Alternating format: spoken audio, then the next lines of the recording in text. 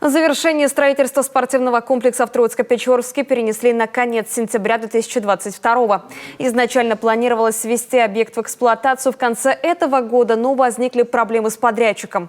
Об этом рассказала министр физической культуры и спорта Республики Наталья Карина в ходе рассмотрения соответствующей госпрограммы.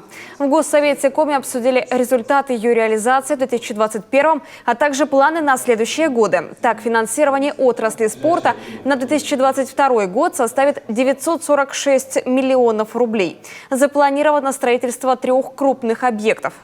Это универсальный игровой зал город Микунь, физкультурно-оздоровительный комплекс «Единоборств» город Ухта и спортивный комплекс село Объятчево. Эти комплексы будут доступны как нашим профессиональным спортсменам, так и всем жителям республики. Очень было много заявок, поступило в адрес Министерства физической культуры и спорта. И в рамках отбора, в рамках адресных инвестиционных программ упор был сделан именно на эти объекты.